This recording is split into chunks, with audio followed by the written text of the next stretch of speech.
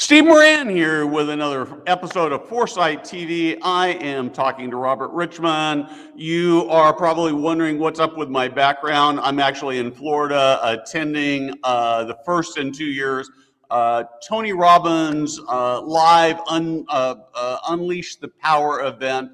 So it's a little echoey. I hope we can make this through. Robert, I'm going to welcome to here. I'm going to run this little intro, and then we will get started with our conversation.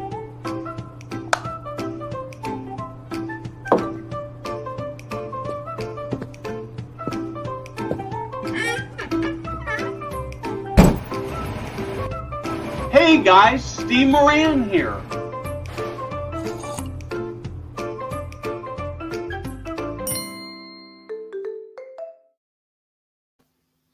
Very cool. Oh, that sort of doesn't. I don't know. Well, on my side, it was a little bit jerky, so I apologize with that. So, Robert, you and I first met when you keynoted at the Argentum conference a couple of months ago, and you just talked about hacking business, and you did some work. You were part of Zappos, and so let's just start with an introduction of who you are and what you do, and then we'll sort of jump into hacking senior living. Sure. I'm Robert Richman, author of The Culture Blueprint, the step-by-step guide to the high-performance workplace. I was culture strategist at Zappos, where Tony Hsieh, the CEO, brought me in to figure out how we could turn culture itself into a product. That and world-class customer service is what we were known for at the company, and we created a business essentially learning from both within, but also other companies about what makes for great culture, and then teaching that largely through experiences.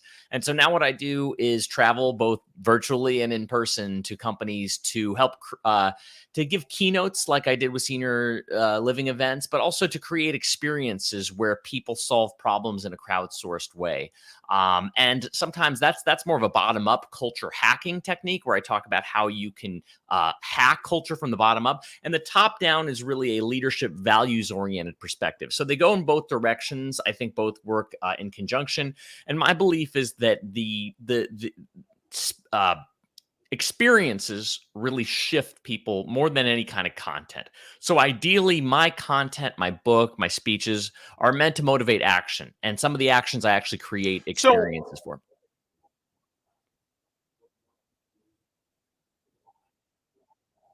You there, Steve?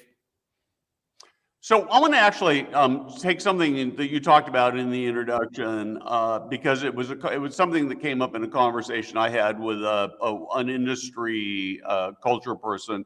And can you talk a little bit about the relationship between culture and customer service? Sure. So as Tony used to always say, the brand is a delayed indicator of the culture inside. Whatever's going on in the culture will happen outside.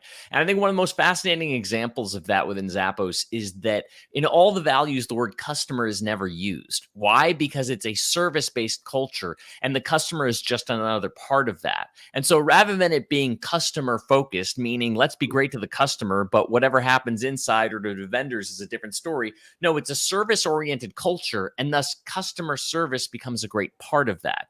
And that's where I think if you create a culture of service, then it's by natural extension that you'll have great customer service, rather than it's almost too on the nose to focus directly on customer service as opposed to service entirely.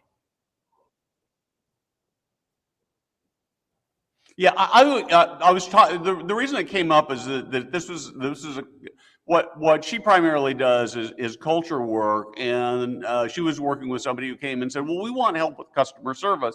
And my immediate thought was, well, the best way to do customer service is to actually work on your culture, and that the customer service should sort of take care of itself. Ideally, and that'll take more time, because a culture shift is harder than just shifting a few things. So I think you can go about it any which way. Culture is all the communication arts entirely. So I think that, if that's what they want, if that's the starting point, that's the starting point. And you start with something like that by mapping out the customer touch points. What are all the touch points we have with the customer? What principles are we guiding people to use during those touch points? What tools do we have to use to help the customer during that? What stories do we have of somebody at that point point and what did they do differently? What frameworks can we use to solve their problems, et cetera? So I'm not saying you can't do that. You can start directly with customer service. It's just that if you want that for the long haul, well, what really people were amazed by Zappos culture was how much management didn't have to direct people, that they would think on the fly and solve problems on the fly because of that culture and that mindset that really happens first through recruiting, then onboarding and training, because it's way easier to train somebody who loves to be of service than to somebody who's been in customer service for a decade but hates it.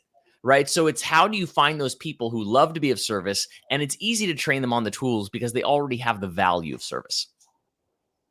So you want to talk about how we go in senior living? We have a terrible senior living recruitment and retention crisis. So how do we go about finding the right people? Yeah, it's really interesting. I'm hearing a lot more about this, where we've got a crisis not just within senior living, but just people quitting their jobs, people staying at home more, etc. So it's not just limited to this industry. It's also something interesting where it used to be the experience where you're applying for a job and you don't hear back and you're like, whatever happened to that? In fact, at Zappos, we would get thank you notes from people saying, thank you for the rejection letter because you were kind enough to tell me I didn't get it rather than leaving me hanging, right? What's happening right now is the opposite. Employers will give an opportunity, say you got the job, and then not hear back from people. And they're like, what the heck is going on? We just gave them the job, right? So now it's almost like dating analogies are applying. It's a term ghosting within dating, where the date just suddenly disappears and doesn't talk to you anymore. So what it really starts with is first, it's really a whole pipeline as opposed to any one thing. And what I like to say is what's the vulnerable point within culture where something might be breaking down? And it definitely, the entire engine starts with recruiting, but there's the other side of it is retention. The retention side of, okay, is keeping who you currently have. And what that means is, what are the ways that you're getting the truth out of people? Are you not only doing surveys, but it's a whole nother level if you take that survey information and make it public and everybody can see it. And then leadership has to address it. How are we addressing these things? We all know it, right? What usually happens, they'll do a survey. God knows what happens to it.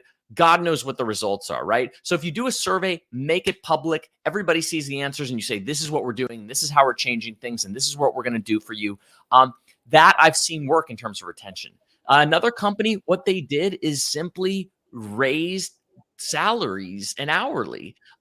Because, and some people say, well, I can't afford to do that. Well, can you afford to have 5 people quit all at once? Can you afford that? What kind of impact is that going to have on your business, right? So some of the smarter ones have said, I want to cut this ahead of time and just start giving raises across the board, even if it's small.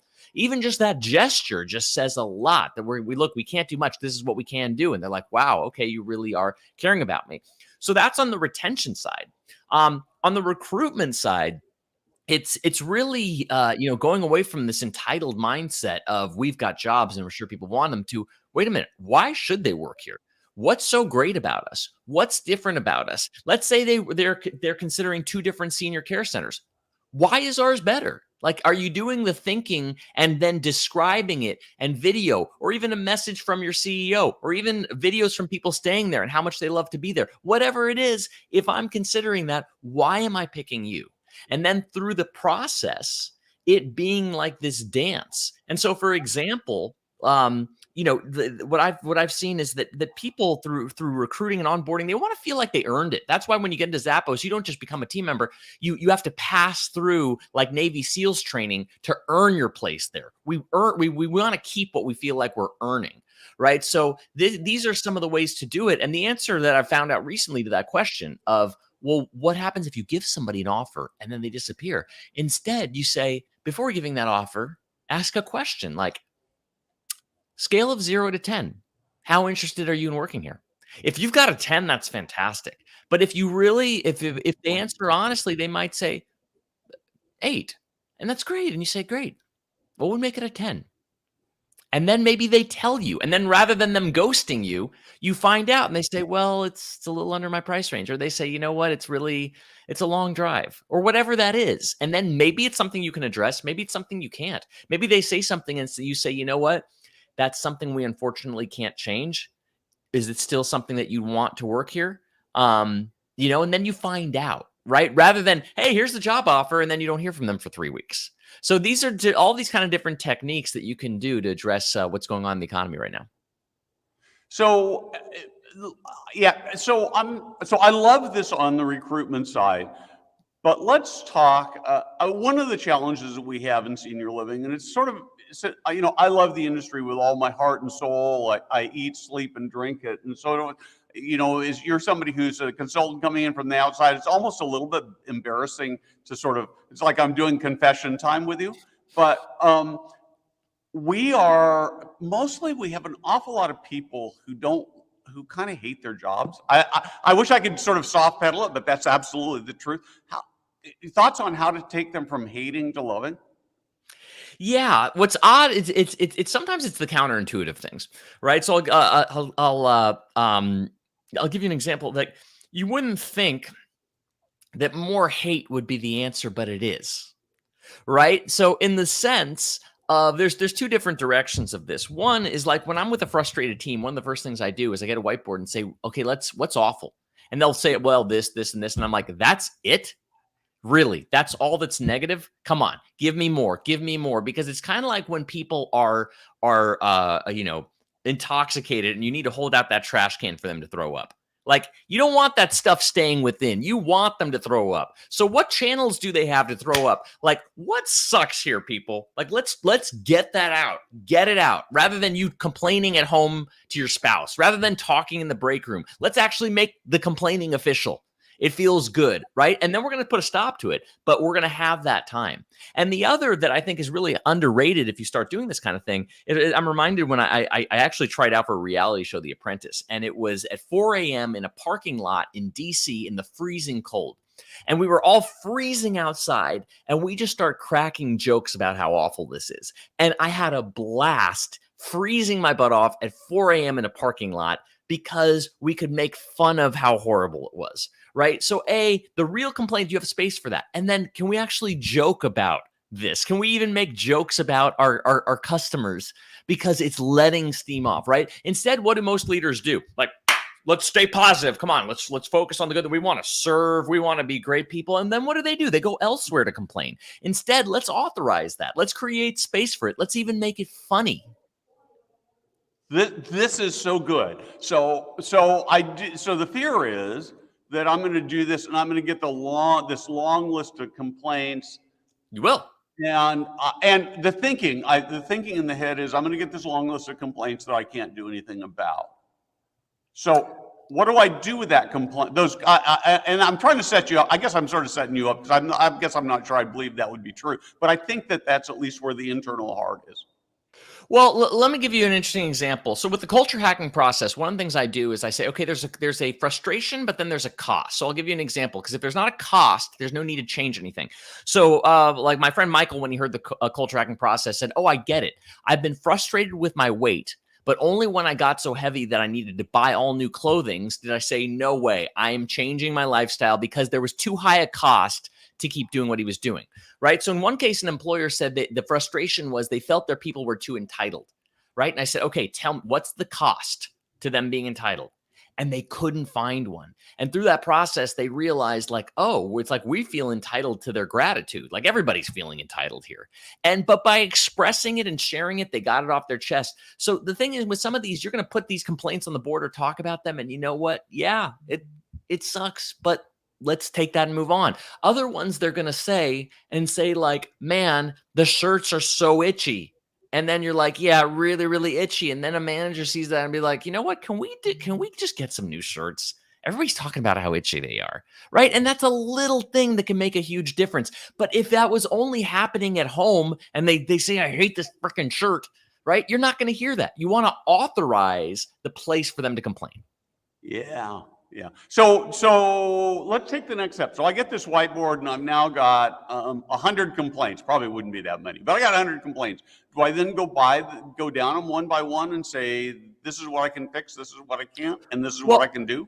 Yeah, let me address these from two perspectives. One is like the weekly, let's just have fun complaining and this sucks and this is funny, right? The other that I was saying is a process of where it's more like an intervention with a team. I actually discovered it when my own team was about to overthrow me. They were like, "We are just so frustrated with me, Robbie," right? And Right. what I just this is how I invented this process was first going through all the negative and literally pushing them more. That's all you've got. Really? That's it? No, more. And I do the board so that they can see it, because otherwise they'll keep repeating and repeating themselves. Right. So the board, but I'll say nothing else. Right. And then they finally, like, they're exhausted with that. Right. And so what I'd like to do next is, now that we're done with that, the mistake is then to go solve it. Instead, I say, what's going great? What works? And then we create that Ah, whole list. Well, what is going well? This. And we're building the positivity on a group level. And then if it's a small enough group, like a team, like 12, we'd go, okay, let's just, and time it like 2 minutes maximum each person. Just Steve. What's great about Steve? Steve, I love how engaging you are. I love how much you like make it really interesting and funny. And then 2 minutes of just this bombing of love and just saying why we appreciate Steve, right? So what we've done with that is we've cleared out a lot of the negative. We've said, let's focus on what is going well. And we've built up individual confidence and connection. And now that we've done those three things, now we can say, okay, what do we want to do next? Now, what do we want to address? And then you're actually ready to address those negative things. I love that. So I've got to go do a little storytelling here of my own here. A number of years ago, I ran a large high school church group, and we would go down to Mexico every spring break to build churches or schools or that kind of thing. And I remember one, I think it was a Friday afternoon, and we sort of most of the construction done. We had some free time wherever, sitting around on a pile of rocks and bricks and stuff. And one of the kids came up and said, "I got a complaint." And I said, "Okay." I said, I remember I'm the dictator. I'm a benevolent dictator, and I probably won't change anything, but let's hear the complaint." Mm-hmm. And so they gave me the complaint, and it was really great fun, right? Because I said, "Okay, next." And it just got sillier and sillier and sillier. And it really, and I could see that work. I mean, that's really what you're talking about in a work environment. It's brilliant. So, Thanks. so what other hacks do you have for us? One that's really, really easy to use is direct eye-to-eye feedback. You're asking for feedback. You're like, you say to me, "Robbie, I just led that meeting. Like, what feedback do you have for me for that?" And they'd say, "Well, I thought you were, this was great. This was great. I think we could have used more content on that. Great, whatever it is. It doesn't even matter what it is. But the point is, you're asking for some feedback. It's eye to eye. It's not like a survey monkey. God knows what you do with it." Yes, but then after that, you say the question, "Would you please tell me what you think I don't want to hear? Would you please tell me what you think I don't want to hear?" And now they're going to go back to that thing they didn't want to say, because they're like, "I can't tell Steve that." But wait, Steve just said he wants to hear that. So I'm kind of failing Steve if I don't tell him now. He'll be disappointed if I don't have anything now. So now I'm going to actually give it, because I've created safety with the protocol of that question. And then they'll say, "Steve, like, here's the thing. When you come in 10 minutes late, it's really like," we're like, "Well, does that mean we can start coming late to stuff?" And then they tell you that thing they were afraid to tell you. And so that's one of the ways to get to the truth, because I love it's a quote by head of strategic coach. I'm skipping on his name, but he said, change always starts by telling the truth. What is the true standpoint that we're at? And how do we adjust from there? So if you as a leader don't know the truth, how are you going to actually lead and change? So that's a hack to getting true feedback rather than just the things people think is safe to tell you. So this assumes, of course, that the leaders are really interested in hearing truth, because It's a great I point. think that, and maybe this is where there's an area of disconnect, right? I think that I think most leaders would like to hear truth, but the sense of most team members is that their leaders don't want to hear truth. In fact, it's one of the things I hear a lot, is that people talk about their leaders and they say they don't want to change.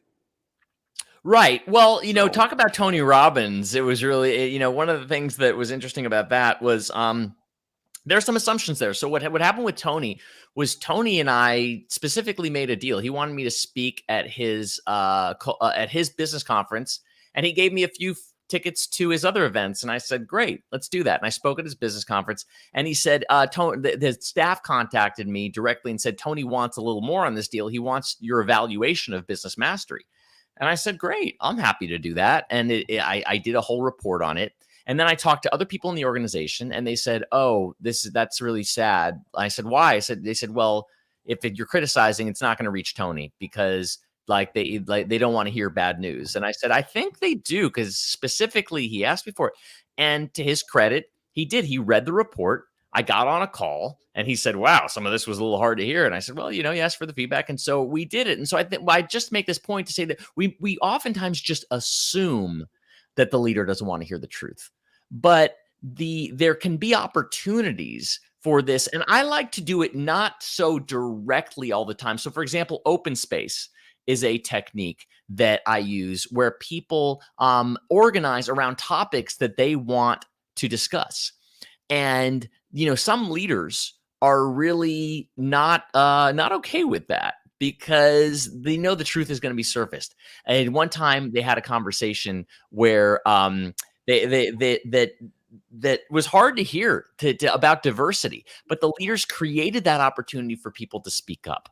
So I think that, nobody loves hearing bad news. Nobody loves hearing criticism. But if we assume they don't want that, rather than creating a way like open space is one of the techniques, like even asking permission. It's one thing to say, hey, Steve, I think that meeting was horrible versus, hey, Steve, may I this is hard for me to ask for, like really hard, but may I give you some feedback on this meeting, right? And then you say, most will say yes. So I think let's not make it too much of an assumption that they don't want to hear the truth. If they don't, that's a sign of either a bad leader or an insecure leader, a very insecure leader. And then if that's the case, you've really got to question, are you at the right place to work? You really got to start looking around in this economy and say, maybe I got to work somewhere else. Yeah, I think that's one of the hardest things, and particularly right now, there are lots of jobs out there. So I would say to those of you who are in the senior living space, if you don't feel like you're being heard, change jobs, because there are some great companies out there. So I'm going to paint a hypothetical for you. Somebody comes to you and says, Glassdoor says I'm a 3.1 or a 2.9 as a company to work for. I can't keep people past 90 days and nobody seems to like it. Where would you start with them? I'm sorry. I didn't hear that quite clearly. Could you repeat that? Yeah. So if somebody comes to you and they've got a struggling culture and they've decided they need to do something. So, Tony Robbins talks about how people make changes when the pain gets severe enough. So the pain gets severe enough. Maybe my company is on the verge of collapsing, or I'm at a place where my staffing is so poor I can't take in residents. And so I come to Robert and I say, I'm desperate. I need some help. Where do we start? Yeah. Well, ideally, you don't let it get to that place, right? Because the thing is, Tony's really talking about that, especially on a personal level. The good thing about being at a leadership company level is you got a team, right? This is the difference between stand-up comedy and improv comedy. When you're on an improv, you got a team to work with there. Right. Stand-up, you could be bombing on your own, and that's harsh. And that's the difference between personal development and business and team development. So luckily, as a business leader, you've got a team. You don't have to go through this alone. You don't have to wait for it to get so painful if you don't want to, because you got a team to help you out, right? I understand on a personal level, sometimes it has to get that way. But with the team, see if you can get there and do these things before you get to that point where you're freaking out, right? Because it's best to buy insurance before the hurricane. But if you're in it, and even if you're not, the idea with this is, okay, first of all, are we clear on what's most important? Because one of the biggest problems I've seen is you as a leader, you're telling everybody you've got 15 priorities. And guess what? They don't know what the heck to do. It's like 10 people trying to get through a doorway at once. Versus, do you know your number one priority right now? Right? Can you even say, look, we have got to get blank done? Because if you can, then you can get all hands on deck. But if you're telling people we need great service and we need this and we need that, they're just going to be like, okay, how can I do the least amount without being noticed that I'm not doing everything? right? That's how people start to think. But if you say, look, this is the number one thing we want to focus on right now, and that takes some decision making, maybe some coaching for you as a leader. But if you say, this is our issue, and then use a format like open space it's a free format that people just use. On my site, I actually did it as for the Tony Hsieh Award because we used it at Zappos. I brought it into Zappos. I didn't create it, but it's at tony.robertrichmond.com. I free outsource all my guides and videos about doing it.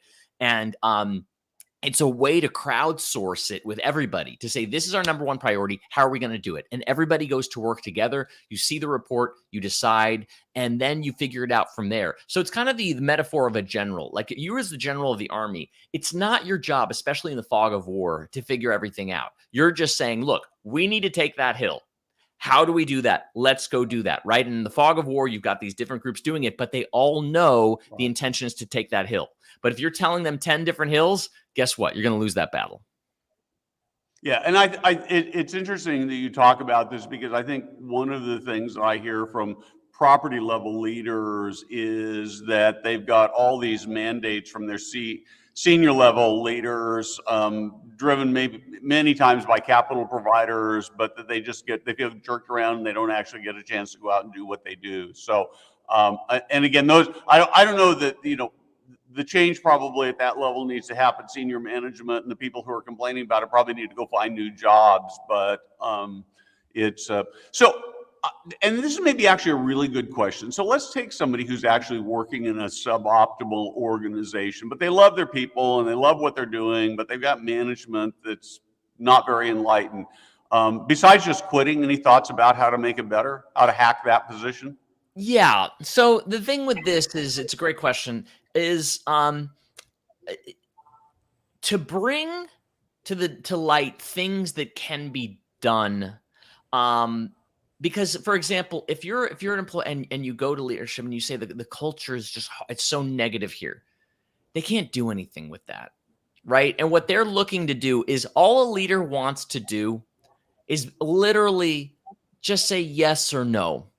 That's what they want to do. They want to see, like Steve, you come up to me as a leader and you say, look, here's the thing. We don't, the break room is terrible for this reason. It's got this, and this. You know what? I think would be great if we had an actual nice coffee machine so that we could enjoy having coffee here. I've looked up this one. This is a great one for employees. It costs $2,000. I can get it here next Monday. We can get these fun flavors. I think we'll have a great time in the break room. What do you think? And if he goes, oh my, all I have to do is say yes, that's it. You've made his or her life so easy. So easy. But instead, what people will do is complain and say, the culture's bad here. It's negative here. I don't like it here, right? That's not helpful.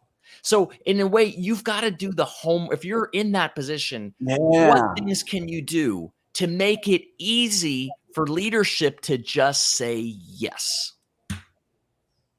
So I love this because I hear this a lot. I hear leaders, executive directors, marketing directors, middle management, regionals talking about how terrible it is and how unresponsive.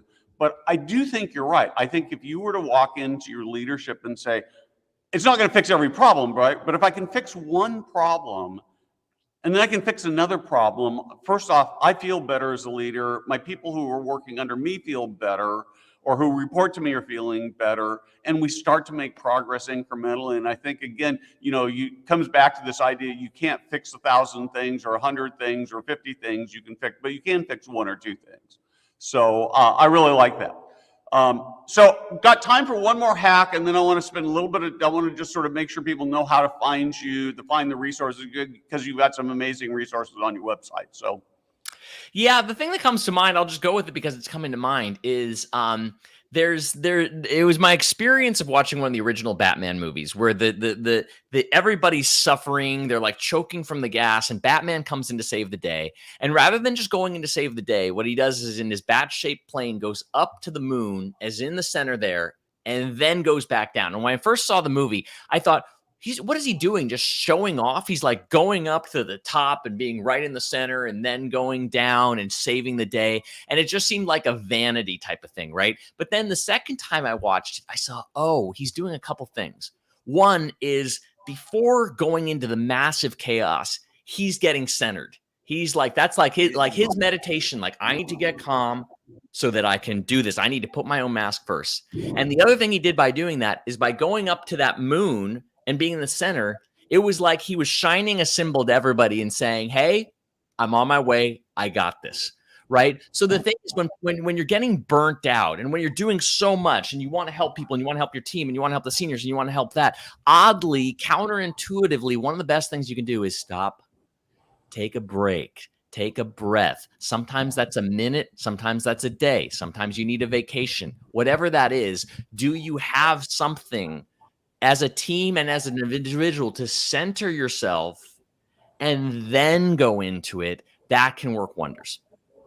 Yeah, this is really neat because sort of related to that, I think that sometimes what happens is that people get so bogged down in the minutia of what they're doing that they forget the real purpose for what they're doing. Yeah. And that I do it in my team, and I believe that senior living leaders, if they were just going out and saying every day, thank you for changing the world that our residents live in, because without you, it wouldn't be the same. It would remind everybody. So that is just really, really cool. So we're about out of time, but tell us how people can find you and what kind of resources you have. We'll also drop some links in the various postings so that people have an easier time. But why don't you go ahead and give them to us? Yeah, pretty much everything's at robertrichman.com, RACHMAN. So if you look there, I've got the blog, the podcast. You can reach out to me if there's anything you heard about in particular in this and want it. I'll personally myself respond back to you, give you what you need. So I love what you're doing here, Steve. I love this industry. I've worked for several companies within it. I definitely would love to help however I can. So reach out to me, robertrichman.com. Robert, thank you very much. I'm sorry the technology was a little wonky, but this is terrific stuff. You've already given me some articles to write out of this, and so that's good. And it fits in with what I'm doing here with Tony Robbins. So awesome. Thank you. Have a very good weekend. Thank you. You too.